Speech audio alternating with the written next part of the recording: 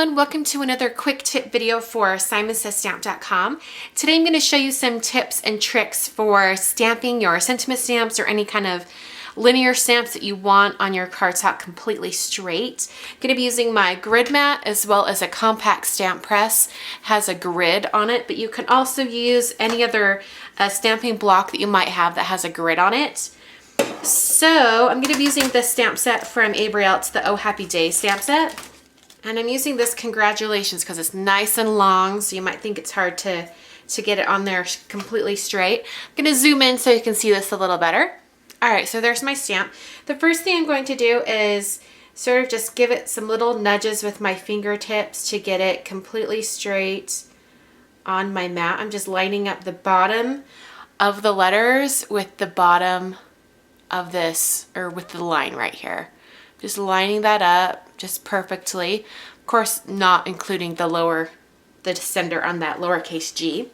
Now I'm going to come in with my stamp press and I'm going to line up the lines on my stamp press, this line right here, and making sure it's lined up with the white line on my grid mat underneath.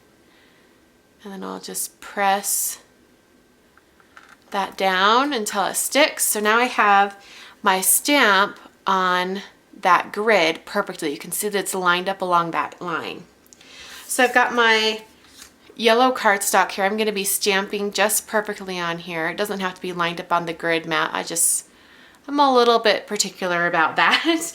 So I'm going to go ahead and ink this up with, some charcoal ink from Hero Arts. All right, and when I go down to stamp it, I'm going to line up the lines on my stamp press with the edges of the cardstock. So I'm lining it up. If you want, you can go all the way down so it lines up on the bottom, or you can just kind of eyeball it, make sure it looks pretty even on either side or on the top and the bottom, and then stamp directly down. Then I'll lift up, and it makes my greeting exactly straight in relation to the top and bottom of that yellow piece of cardstock.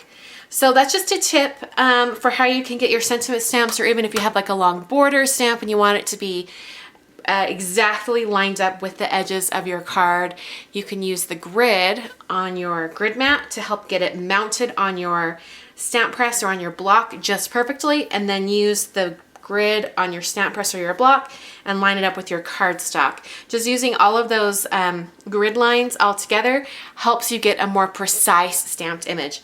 Hope that helped you guys out, and I'll catch you guys next time. Thanks for watching.